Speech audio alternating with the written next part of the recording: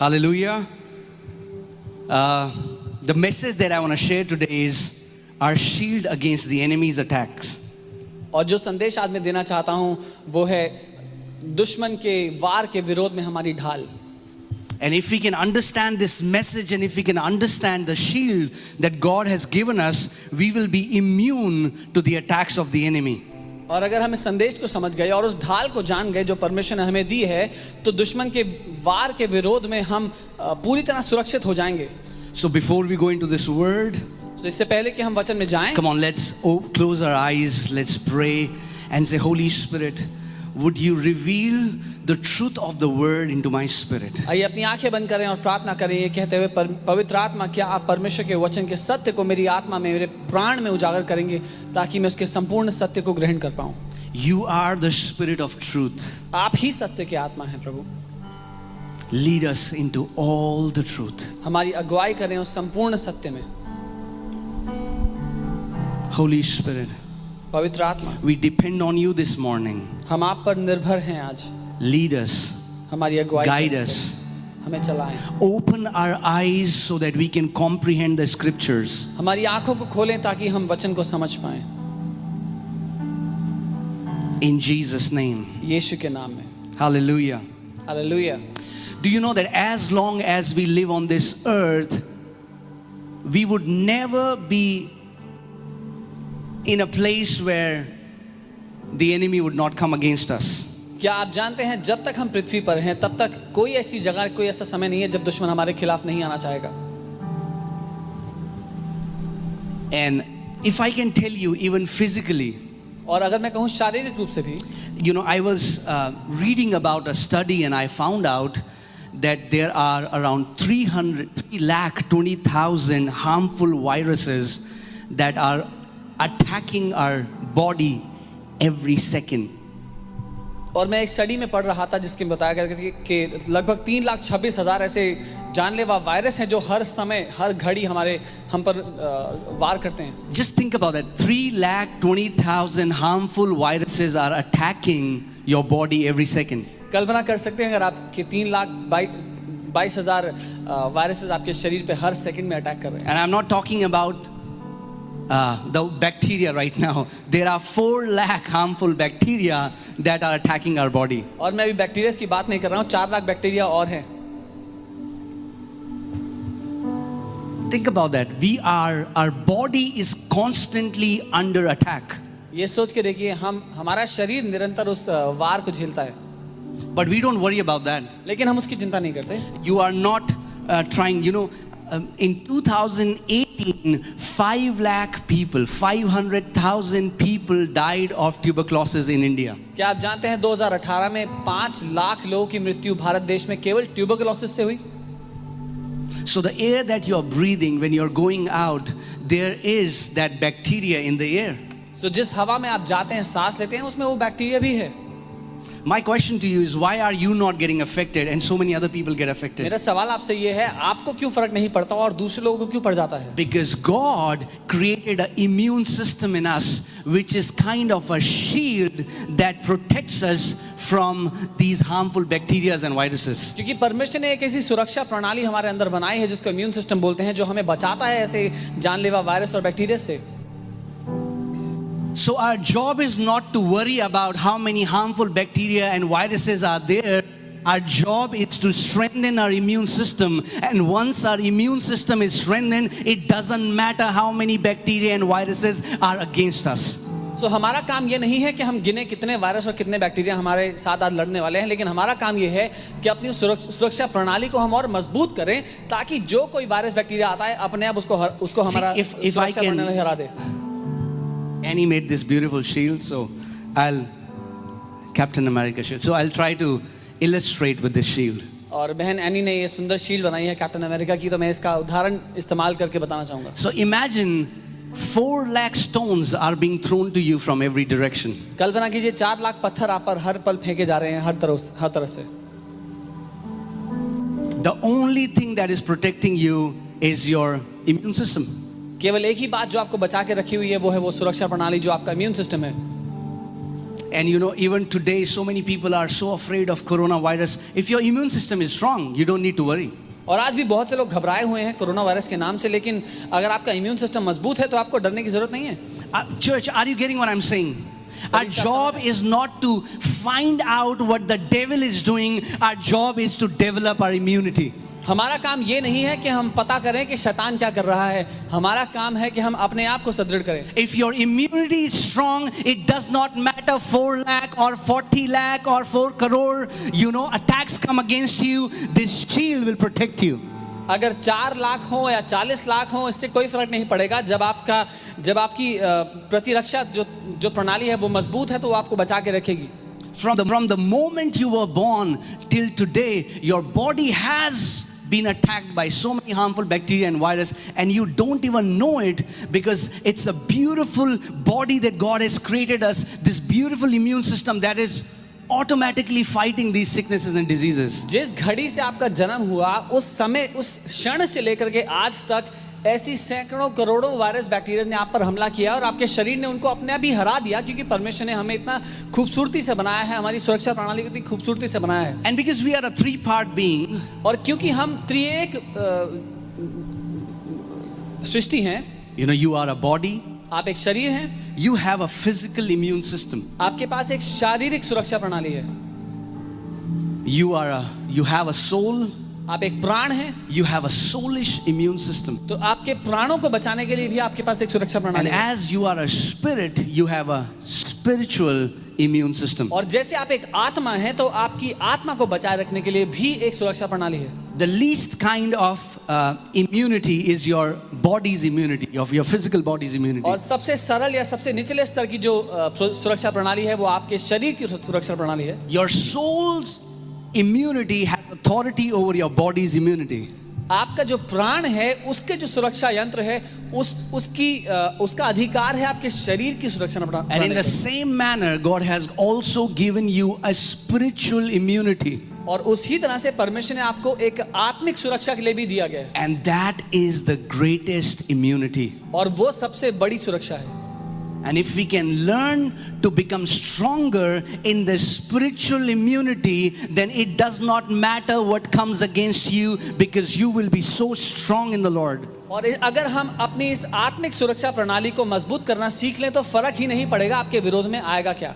You know, so many Christians are so worried. Oh, that person is doing witchcraft against me. Oh, that person is speaking curses against me. Oh, these people are speaking that. We don't have to worry about what people are doing against us. बहुत से मसीह लोग चिंता करते हैं कि अरे उसने तो पड़ोस वाले ने मेरे ऊपर जादू टोना कर दिया है, अरे वो पड़ोस वाला तो मुझे श्राप देते रहता है। अगर हम अपने आप को जान जाते हैं अगर हम जान जाए हम कौन है तो हमें डरने की जरूरत नहीं है लोग क्या कर रहे हैं। Some believers say my business isn't working because somebody said something wrong for my business. कुछ विश्वासी कहते हैं मेरा व्यवसाय इसलिए नहीं चल रहा क्योंकि किसी ने मेरे व्यवसाय के विरोध में कुछ बुरा बोला था। Come on. माफ कीजिए। That's not true. ये सच नहीं है। Your life is not messed up because of what other people are doing. Our lives gets messed up because we have not built our spiritual immunity. हमारे जीवन की हालत इसलिए खराब नहीं है कि दूसरे लोग हमारे विरोध में जो कर रहे हैं उसकी वजह से। हमारे जीवन की हालत खराब इसीलिए होती है विश्वासी होने के बावजूद क्योंकि हमने अपनी आत्मिक मजबूती को बढ़ाया नहीं है। And as you focus not on the attacks, but you focus on building your spiritual immunity slowly and gradually, this shield will start to cover you all over. And it doesn't matter, the attacks come from the front, the attacks come from the back, the attacks come when you're awake, the attacks come when you're sleeping. You will be untouchable. जब हम अपना ध्यान अपनी इस आत्मिक सुरक्षा पर रखते हैं, जब अपनी उस सुरक्षा को हम मजबूत करते हैं तो ये ढाल हमेशा हमें घेरे रहती है, चाहे हम सो रहे हो, जाग रहे हो, दिन में या रात में। आपको चिंता करने की जरूरत नहीं है क्योंकि ये सुरक्षा अपने आप आपको संभाल के रखेगी। Amen. Let's go to Ephesians chapter 6. हम इफिसियों 6 Book of Ephesians chapter 6. इफिसियों उसका 6वां अध्याय। You know, I am sharing this because believers put all the responsibility on God. और मैं ये बात इसीलिए सिखा रहा हूं आज क्योंकि विश्वासी लोग सारी जिम्मेदारी परमेश्वर पे डाल देते हैं and they don't do what the word tells them to do. और वो नहीं करते जो वचन उनसे कहता है करने के लिए. See, we have to understand when you read the scriptures, there are portions where God tells us to do something and we have to be accountable to what God says. हमें ये समझना जरूरी है कि परमेश्वर का वचन हमें कुछ बातें करने के लिए कहता है और उसके लिए हमारी जवाबदारी है वचन के प्रति. The book of Ephesians chapter 6, I'll read from verses 10. इफिसियों 6 उसके 10वीं आयत से मैं पढ़ने वाला हूं. Apostle Paul is saying here, finally my brethren, be strong in the Lord and in the power of his might. और यहाँ पर प्रेरित पौलुस कह रहे हैं इसलिए प्रभु में और उसकी शक्ति के प्रभाव में बलवंत बनो. It's a command to us. ये हमें आज्ञा दी गई है. Coming to church every Sunday and just coming for the sake of attendance is not enough. The Bible says if we have to live a victorious life, then we have to become strong in the Lord and in the power of his might. कलीसिया आकर हाजिरी लगाना काफी नहीं हर रविवार, लेकिन हमें उसकी उपस्थिति में उसकी हजूरी में हमें बलवंत बनना जरूरी है. उसकी शक्ति में, उसके शक्ति के प्रभाव में हमें बलवंत होना जरूरी है. See church, the Bible, when you read the Bible, it's not just I have done my devotion, I have done my duty. When you read the word, it should be, you should ask questions. जब आप Bible पढ़ ले तो ऐसा नहीं कि आपने अपनी नौकरी पूरी कर ली, अपनी आत्मिक नौकरी आपने कर ली है, लेकिन जब आप बाइबल पढ़े तो आपके मन में सवाल उठने चाहिए. If the Bible tells me to be strong in the Lord, that my question should be, Lord, how can I be strong in the Lord? क्योंकि जब बाइबल मुझसे कहती है कि उसकी शक्ति के प्रभाव में बलवंत बन, तो मेरा सवाल होना चाहिए, प्रभु कैसे करूं? How can I become strong in the power of your might, Lord? प्रभु मैं तेरी सामर्थ्य में, तेरी शक्ति के प्रभाव में बलवंत या शक्तिशाली कैसे बनूं? Then Bible says, put on the whole armor of God. क्योंकि परमेश्वर का वचन आगे सिखाता है कि परमेश्वर का पूरा जो हथियार है वो पूरा कवच बांध लो. That you may be able to stand against the wiles, the schemes, the plans of the enemy. कि तुम दुश्मन के वार, उसकी युक्तियों के सामने खड़े रह सको. माफ कीजिए. Now just think about this. Why is Bible telling us to wear an armor? अब इसके बारे में सोच के देखिए, बाइबल हमसे क्यों कह रही है कि एक कवच है जो हमें पहनना पड़ेगा. That's what many people don't understand. They say, oh, God is my father. Oh yes, he's your father, but your father is telling you to wear the armor because on the earth there is also an adversary who wants to kill you and destroy you. और बहुत से विश्वासी यहीं पे चूकते हैं. वो कहते हैं अरे परमेश्वर तो मेरा पिता है. हाँ, परमेश्वर आपका पिता है, इसीलिए वो आपसे कहता है कि इस कवच को पहन ले, क्योंकि पृथ्वी पर एक दुश्मन है जो तुम्हारा घात करना चाहता है. Because your father loves you, that's why he has given you a protection. That's why he is telling you wear the armor. क्योंकि तुम्हारा पिता तुमसे प्यार करता है, वो तुम्हें सुरक्षित रखना चाहता है, इसीलिए तो कह रहा है कि इस कवच को पहन लो. And then the Bible says, for we do not wrestle against flesh and blood. और फिर बाइबल कहती है क्योंकि हमारा जो मल युद्ध, हमारी जो लड़ाई है वो लहू और मांस से नहीं है, but against principalities, लेकिन प्रधानों से, against powers, अधिकारियों से, against the rulers of the darkness of this age, और संसार के अंधकार के हाकिमों से, against spiritual hosts of wickedness in the heavenly places. और दुष्टता की आत्मिक सेनाओं से जो आकाश में हैं. Now, when I was reading this scripture, I found out that Bible does not use the word battle or war because that is from one nation to another nation. The Bible chose, Holy Spirit chose to use the word wrestle.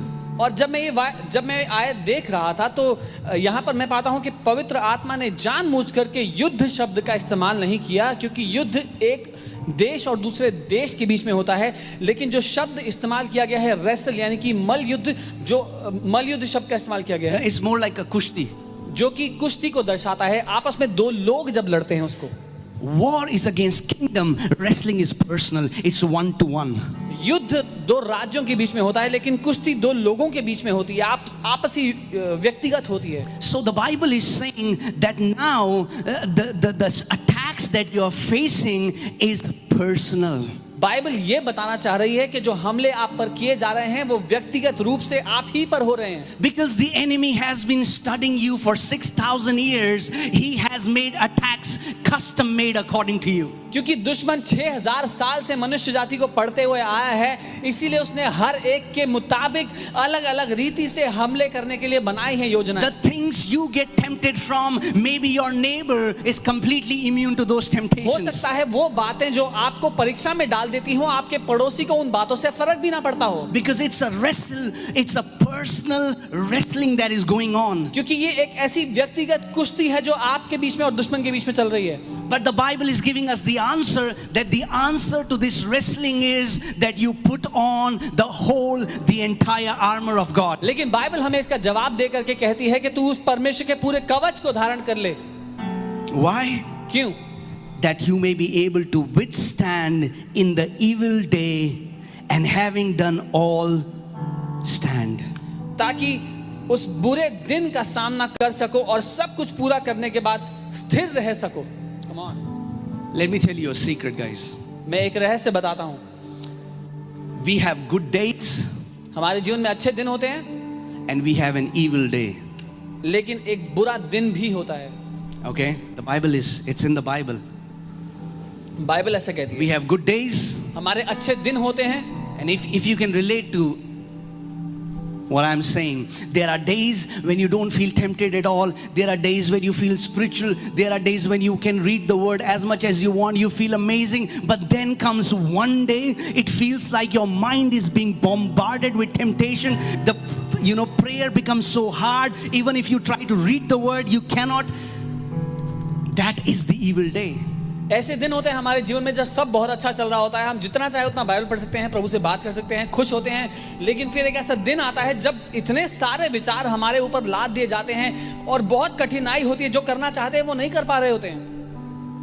And I'm sure Apostle Paul faced that. That's why he writes it. और मुझे पता है पौलुस प्रेरित ने इस बात को झेला होगा, इसीलिए उन्होंने बाइबल में लिखा इस बात को. None of us are immune to temptations. हम में से कोई भी इन सारी समस्याओं से आजाद नहीं है. But the Bible is telling us we can prepare ourselves so that we can stand against all the schemes of the enemy. लेकिन बाइबल हमें ये कह रही है कि अपने आप को तैयार कर ले ताकि हम दुश्मन की सारी युक्तियों के विरोध में खड़े हो सकें.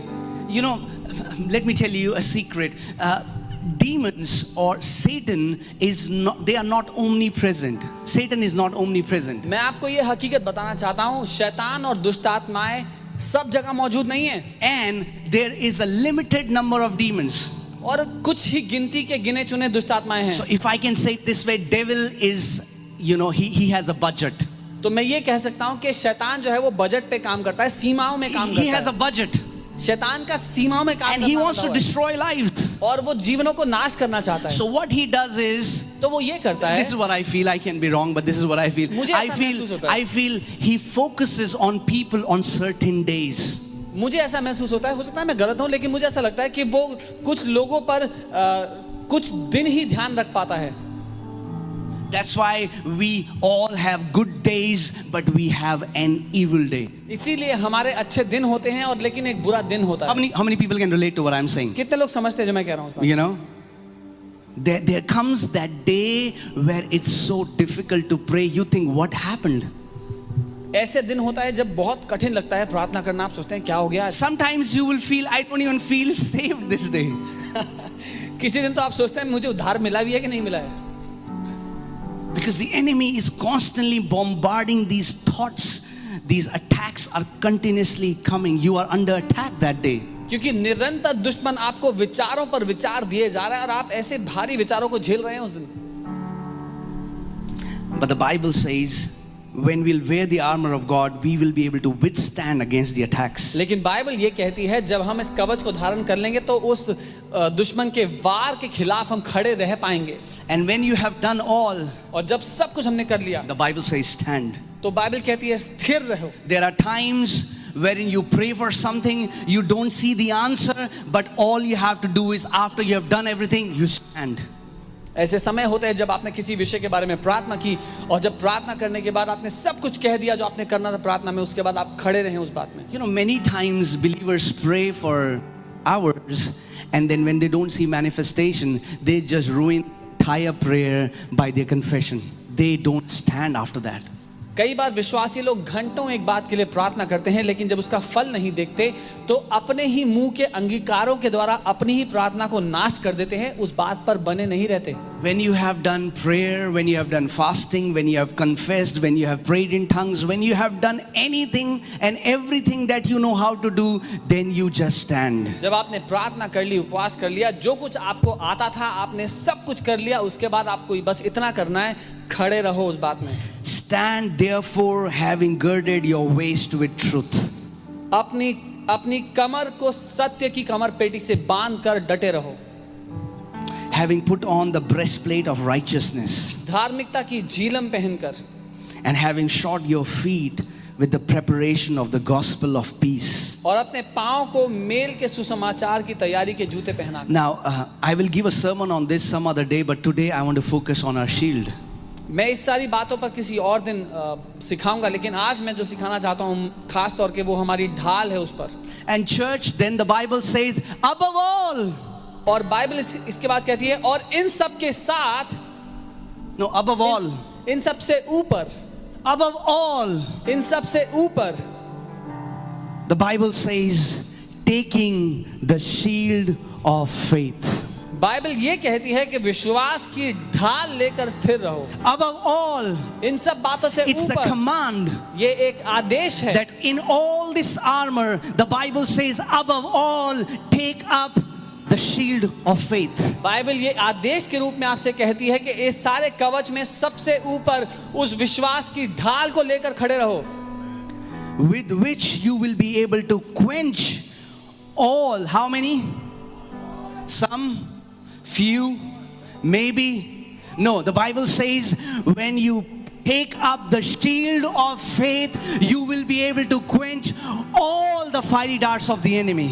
और बाइबल कहती है इस ढाल को, विश्वास की ढाल को लेकर स्थिर रहो, जिससे तुम उस दुष्ट के सारे जलते हुए तीरों को बुझा सकोगे. वो एक या कुछ या थोड़े ही तीरों की बात नहीं करी. बाइबल कहती है तुम दुष्ट के सारे तीरों को इस विश्वास की ढाल के द्वारा बुझा सकोगे. You know why a shield is an amazing, the entire armor protects you, but if you have shield, you will be able to stop the attack at a one hand distance. It will not even touch you. सारा का सारा कवच बहुत अद्भुत है, लेकिन जो shield, जो ढाल है, उसका ये फायदा है कि आप दुश्मन के वार को एक हाथ की दूरी से पहले ही रोक देंगे, वो आपको छू भी नहीं पाएगा. And Apostle Paul is actually giving an allegorical teaching in Roman time. The Roman soldiers used to have these huge shields that used to cover them from top till bottom, and all the arrows that used to come against us, they used to, the shield used to quench all. That time they used to use the fiery arrows. They used to put, if you have seen 300 movie, 300 or those kind of movies, they had these arrows that were fiery, and this shield used to quench all the fiery darts. और प्रेरित पौलुस उस समय की जो रोमी सेना का कवच था उसका उदाहरण लेकर के उस समय के विश्वासियों को सिखा रहे हैं. तो वो अच्छे से इस तस्वीर को देख पा रहे हैं, क्योंकि उस समय में जो सैनिक होते थे उनकी जो ढाल होती थी वो पांव से लेकर सर तक इतनी ऊंची होती थी, और जब दुश्मन उन पर उस समय में जलते हुए तीरों से वार किया जाता था, तो जब दुश्मन वार करते थे तो वो आसानी से अपनी ढाल के नीचे छुप जाते और एक भी तीर उन्हें छू नहीं पाता था. See, that's what many believers don't understand. ये है जो बहुत से विश्वासी नहीं समझते. They don't understand that it's our responsibility to become strong in the Lord and in the power of His might. ये हमारी जिम्मेदारी है कि हम परमेश्वर में मजबूत बने और उसकी सामर्थ्य में, उसकी शक्ति में मजबूत बने. Amen. Even if we get attacked, even if we stumble sometime, we get back up. We have this attitude that, Lord, I will become strong in you and in the power of your might. अगर हम पर हमला होता भी, अगर कभी हम कमजोर महसूस भी करते हैं, तो हमारी ये जिम्मेदारी है कि उसकी सामर्थ्य, उसकी शक्ति में हम अपने आप को दृढ़ करें और उसकी सामर्थ्य में हम खड़े रहें. Rather than carrying this victim mentality that why does it happen to me, we have to understand that there is an enemy who wants to destroy us, but God has given us His power, His Spirit. Come on. ये बेचारी मानसिकता ना लेकर के कि मेरे साथ ही क्यों ऐसा होता है, इसकी जगह हम ये समझ जाएं कि एक दुश्मन है जो हमें नाश करना चाहता है, लेकिन परमेश्वर हमारे पिता ने हमें बचाए रखने के लिए, सुरक्षित रखने के लिए हमें वो ढाल दी है. So please hear me carefully. इसलिए ध्यान से मुझे Even सुनना। though faith is invisible, हालांकि विश्वास अदृश्य है, but faith is tangible in the spiritual realm. लेकिन आत्मिक दुनिया में विश्वास छुआ जा सकता है। Guys, are you getting what I'm saying? आप समझ रहे हैं मैं क्या कह रहा So if I can tell you, some people's shield is like a glass of water, some people's shield is like a plate, some people's shield is like a big square, but some people's shield is so strong that it's covering them from all sides and they are literally untouchable to the enemy's attacks. और आत्मिक दुनिया में विश्वास जो है उसको छुआ जा सकता है। हो सकता है कुछ लोगों का विश्वास एक गिलास के जितना बड़ा हो, कुछ का एक थाली के जितना बड़ा हो, कुछ का और बड़ा हो, लेकिन कुछ लोग के विश्वास ने उनको चारों ओर से घेर रखा है और इसीलिए दुश्मन उनको चाहते हुए भी छू नहीं सकता। Amen. See, if I can, for example, Sam, if Sam is holding this shield here, I know that if I am a fighter, I would never attack him here. I will try to put my blows from here where he is not protected. अगर मैंने ये ढाल यूं पकड़ी हो और अगर मेरी लड़ाई चल रही हो तो वो जानबूझ के मुझे ढाल की जगह नहीं मारेंगे, ढाल के आसपास के क्षेत्र में मारना चाहेंगे। So if I can say it this way, any area of your life that is not under the faith of God is open for attack for the enemy. तो अगर आप इस बात को समझे और मैं सरलता से बताऊं, आपके जीवन का कोई भी क्षेत्र जहां पर आप परमेश्वर पर विश्वास नहीं करते, वो क्षेत्र दुश्मन के वार करने के लिए खुला है। If you don't trust God in your finances, then guess what is happening? Your finances are open for attack. If you don't trust God with your children, then your children are open for attack. If you don't trust God with your health, then your health is open for attack. Any area of your life that is not under the faith is open for attack for the enemy. आपके जीवन का अगर कोई भी क्षेत्र है जो आप विश्वास, जिस पे आप परमेश्वर पे विश्वास नहीं करते कि वो आपको उस क्षेत्र में बचा सकता है, तो आप उस क्षेत्र को खोल सकते हैं दुश्मन के वार के लिए, चाहे वो आपके आर्थिक क्षेत्र क्यों ना हो, आपके स्वास्थ्य, आपका बच्चे की सुरक्षा है, कोई भी बात क्यों ना हो। Amen. And it's very easy to find out. Okay, let me tell you a litmus test. A spiritual litmus test. It's very easy to find out any area of your life that is not under the faith of God. और ये बहुत आसान है वो क्षेत्र पता लगाना जिस क्षेत्र में आप परमेश्वर पे विश्वास नहीं करते। And the test is fear. Any place in your life that you fear is not under faith, because faith and fear cannot go hand in hand. आपके जीवन का कोई भी क्षेत्र जहां पर आप डरते या घबराते हैं, वो क्षेत्र, क्योंकि डर और विश्वास दोनों एक साथ एक जगह नहीं रह सकते, इसीलिए जिस भी क्षेत्र में आप डरते और घबराते हैं वो उस क्षेत्र को दर्शाता है जहां पर आप परमेश्वर पे अभी विश्वास नहीं करते उस बात के लिए। Fear, the presence of fear shows the absence of faith. डर की उपस्थिति, डर का वहां मौजूद होना ही इस बात को दर्शाता है कि आप अभी विश्वास नहीं करते। It is not possible that you are walking in faith in any area and you're also afraid in that area. ये संभव नहीं कि आप विश्वास में किसी क्षेत्र में चल रहे हो और घबरा भी रहे हो साथ के साथ या डर रहे हो। And when I was reading about it, even our physical immunity, do you know the thing that completely destroys our immunity is fear? और जब मैं हमारा जो शारीरिक सुरक्षा प्रणाली है उसके बारे में पढ़ रहा था, क्या आपको ये बात पता है कि हमारी जो शारीरिक सुरक्षा है वो कब काम करना बंद कर देती है? जब हम लोग डर और भय से भर जाते हैं। And the more people watch news and they are getting informed, but they are actually getting misinformed, because the more they become aware of this coronavirus, the more fear enters them, and the more fear enters them, the more their immunity goes down. क्योंकि जितना ज़्यादा लोग खबरें देखते हैं उतना ज़्यादा उनको जानकारी मिलती है और गलत जानकारी मिलती है, और जितनी ज़्यादा गलत जानकारी मिलती है उतना वो डर से भरते हैं कि कोरोना वायरस से ये हो रहा है वो हो रहा है, और जितना वो डर से भरते हैं उतना ही उनकी शारीरिक सुरक्षा प्रणाली काम करना कम कर देती है, बंद होती है। So church, I want you today, for a few moments, just think, which are the areas in my life where I'm still afraid? इसीलिए कलीसिया आज मैं चाहता हूं आप अपने जीवन के उन क्षेत्रों के बारे में आज सोचें और ये निर्णय लें, ये खोजें अपने हृदय में कि क्या वो क्षेत्र हैं जहां पर आप आज भी डरते हैं। Am I still afraid that I'll die before my time?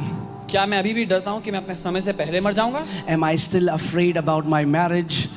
क्या मैं अपनी शादी को लेकर के डरता हूं? Am I still afraid about my finances and my business? क्या अपने पैसे और अपने व्यवसाय को लेकर के आज भी मैं डरता हूं? The area where you fear the most is the area that is mostly open for the attack for the enemy. क्योंकि वो क्षेत्र जहां पर आप सबसे ज्यादा डरते हैं वो वही क्षेत्र को दर्शाता है जहां पर आपने सबसे ज्यादा आसानी से शैतान को दुश्मन को घात करने का मौका दिया. Because one sign of faith is that faith brings boldness. क्योंकि विश्वास का एक चिन्ह ये है कि विश्वास हिम्मत देता है.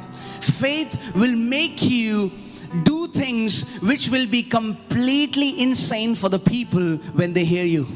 विश्वास आपसे वो काम करवाएगा जो दूसरे लोग कहेंगे ये तो पागलपन है जब आपके बारे में सुनेंगे. Okay, I want to share about David and Goliath, very famous passage, but I want you to see something here. मैं दाऊद और गुलात के बारे में कुछ बताना चाहता हूँ. बहुत लोकप्रिय आयत ये, लेकिन कुछ दिखाना चाहता हूँ मैं.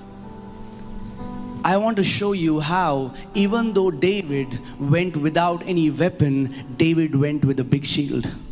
मैं दिखाना चाहता हूँ कैसे हालांकि दाऊद बिना किसी हथियार को लिए गया था लेकिन वो एक बहुत बड़ी ढाल लेकर के गया था साथ में. Please understand that the faith is not a personal thing. People say, oh, it's a personal thing, it's my faith. No, no, no, no. It's a spiritual thing. And in spirit, everything is naked, everything is open. So the faith that you have in your heart is open in the spiritual world. इस बात को समझे. कुछ लोग कहते हैं मेरा विश्वास मेरा व्यक्तिगत मामला है. जी नहीं, आपका विश्वास आपका व्यक्तिगत मामला नहीं है. आपका विश्वास एक आत्मिक मामला है. आत्मिक जगत में विश्वास साफ रूप से दिखाई देता है, छुपाया नहीं जा सकता. Amen. The Bible says for the righteous that even the righteous will live by faith. Bible तो धर्मी लोगों के लिए ये कहती है कि धर्मी लोग तो जिंदा भी विश्वास से ही रहेंगे. So if you don't understand how faith works, it will be very difficult for you in this walk. तो अगर आप नहीं समझेंगे विश्वास काम कैसे करता है तो बहुत कठिन होगा आपके लिए समझना. Amen. Let me go into the scripture.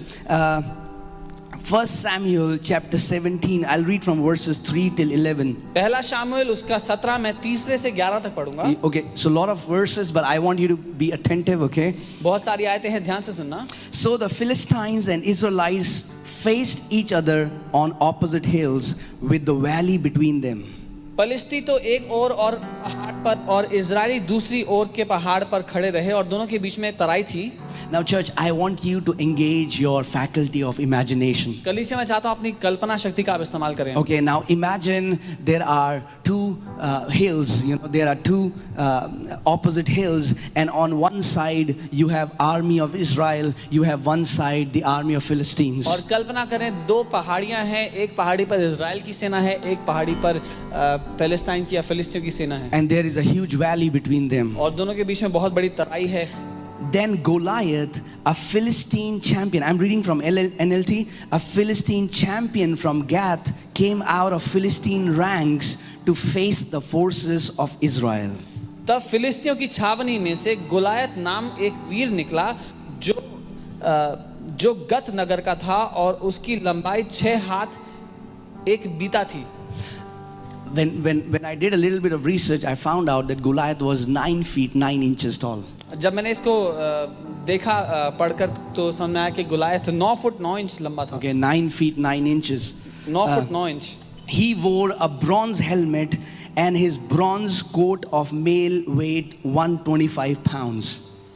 उसके सिर पर पीतल का तोप था और वह एक पत्थर का झिलम पहने हुए था जिसका तौल 5000 शेकेल पीतल का था. That means more than 60 kilos. The armor that he was wearing was more than 60 kilos. इसका मतलब जो कवच उसने डाला था छाती पर वो 60 किलो से ऊपर वजन का था. Okay. He also wore bronze leg armor and he carried a bronze javelin on his shoulder. उसकी टांगों पर पीतल के कवच थे और उसके कंधों के बीच बर्छी बंधी थी. The shaft of his spear was as heavy and thick as a weaver's beam, tipped with an iron spearhead that weighed 15 pounds. उसके भाले की छड़ जुलाहे की डोंगी के समान थी और उसके भाले का फल 600 शेकेल लोहे का था और बड़ी ढाल लिए हुए एक जन उसके आगे आगे चलता था. Goliath stood and shouted a taunt across to the Israelites. वह खड़ा होकर इजराइलियों को ललकार कर बोला. He called, I am the Philistine champion. उसने कहा तुमने यहाँ आकर लड़ाई Yeah, why are you coming to fight? He called, I am Philistine champion. उसने कहा तुम यहाँ लड़ने के लिए क्यों आए हो, मैं फिलिस्तियों का चैंपियन हूँ। But you are only the servants of Saul. और उसने कहा तुम तो शाऊल के नौकर हो, Choose one man to come down here and fight me.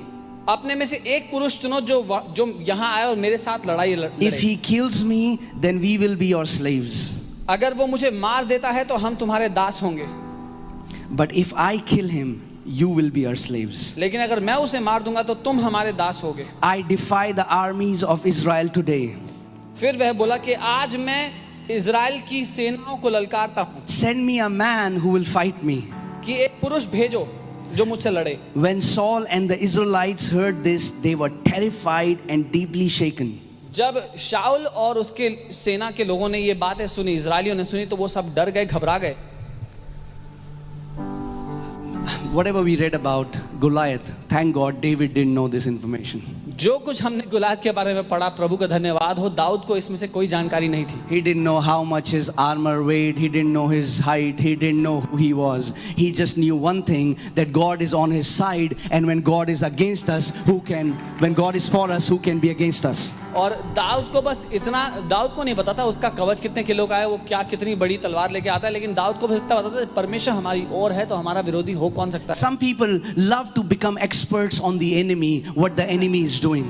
कुछ लोगों को बहुत पसंद है खूब जानकारी बटोर लेना जो दुश्मन कर रहा है उस पर, And with that information, their faith goes down. और उस जानकारी की वजह से ही उनका विश्वास घुस जाता है।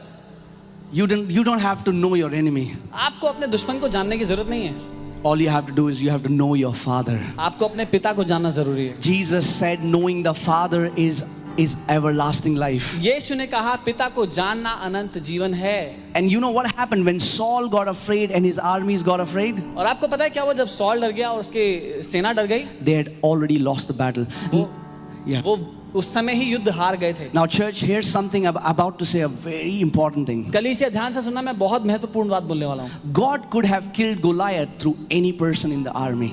परमेश्वर इजरायलियों की सेना में से किसी के भी द्वारा गोलियत को मार सकता था। Please hear me carefully. ध्यान से सुनना। God could have killed Goliath through any person in the army. परमेश्वर किसी भी व्यक्ति के द्वारा गोलियत को मार सकता था उस सेना में But से। the moment they were deeply afraid and shaken, God could not. If you are afraid about something, even though God wants to do something in your life, He cannot, because God works by faith, and fear and faith don't work together. लेकिन क्योंकि Israeli लोग भय से भर गए, परमेश्वर उसके बाद उनके द्वारा नहीं मार सकता था, क्योंकि विश्वास और भय एक साथ काम नहीं कर सकते। The moment they got afraid, they lost the battle. जिस घड़ी वो डर गए वो युद्ध हार गए। The moment we get afraid about something, we have lost the battle. जिस घड़ी हम लोग किसी भी बात को लेकर डर जाते हैं, हम युद्ध वहीं हार जाते हैं। We can stand up again. हम दोबारा खड़े हो सकते हैं। But please understand, the Bible says, Paul tells Timothy, fight the good fight of faith. I'm here to tell you, every fight that you have is the fight of faith. लेकिन मैं आपको बताना चाहता हूं, पौलुस तिमोथी को लिखते हैं कि विश्वास की अच्छी कुश्ती लड़, और हमें हर एक कुश्ती को विश्वास की अच्छी कुश्ती की तरह लड़ना है। The enemy wants to steal your faith. दुश्मन आपके विश्वास को चुराना चाहता है। Because he knows if he will steal your faith, then you are no match for him. क्योंकि उसको पता है अगर उसने आपके विश्वास को चुरा लिया तो आप उसका सामना नहीं कर सकते। But if you are a person of faith, the enemy is no match for you. लेकिन अगर आप विश्वास में बने रहने वाले व्यक्ति हैं तो दुश्मन आपके सामने खड़ा भी नहीं हो सकता। Imagine a king who is anointed by God and has an entire army. Don't you think Israel would have champions? Don't you think Israel army, this king, don't you think he would have warriors? कल्पना कीजिए वो राजा है जिसको वहां पे अभिषेक किया गया है Israel के लिए, उसकी पूरी सेना उसके साथ है। आपको नहीं लगता एक भी योद्धा होगा उनके पास, एक भी ऐसा हथियार लेकर के लड़ाई करने वाला But होगा जो because जानता होगा? they all got afraid, God used a young lad. Some people say David was only 17 years old, 17, 18. He was a teenager. What king could not do, what a trained army could not do, God did it through a teenager. That's the power of faith. और कुछ लोग कहते हैं कि दाऊद एक बहुत ही जवान लड़का था, वो टीन एज का लड़का था। कुछ लोग कहते हैं जो पूरी सेना और योद्धा लोग मिलकर के ना कर सके, जो एक राजा ना कर सका, वो परमेश्वर ने एक जवान बालक के द्वारा कर दिया। Amen. You know, this morning as I was meditating on this, God, just this thought came into my mind that, David's father didn't trust him. और जब आज सुबह मैं इसके बारे में पढ़ रहा था, मुझे ये ख्याल आया कि दाऊद के पिता को उस पर भरोसा नहीं था इस बात के लिए। All David was a courier boy to his father. Dawood अपने पिता के लिए केवल एक खाने का डब्बा पकड़ाने वाला लड़का था। The father said, take the tiffin and go and give it to your brothers. पिता ने कहा ये खाने का डब्बा ले जाके अपने भाइयों को दे दे। His brothers didn't trust him. उसके भाइयों को भी उस पर भरोसा नहीं था। King Saul didn't trust him. राजा शाऊल को उस पर भरोसा नहीं था, But God trusted him. लेकिन परमेश्वर को उस पर भरोसा था। And you know, this thought came into my heart. It does not matter who does not trust you when God trusts you. It does not matter who disapproves you. When God approves you, He will do great things through your life. इससे फर्क नहीं पड़ता कौन आपके बारे में क्या बोलता है और कौन आपको ठुकराता है और कौन आपको अयोग्य ठहराता है, क्योंकि जब परमेश्वर ने आपको योग्य ठहराया तो कोई भी आपको अयोग्य नहीं कह सकता।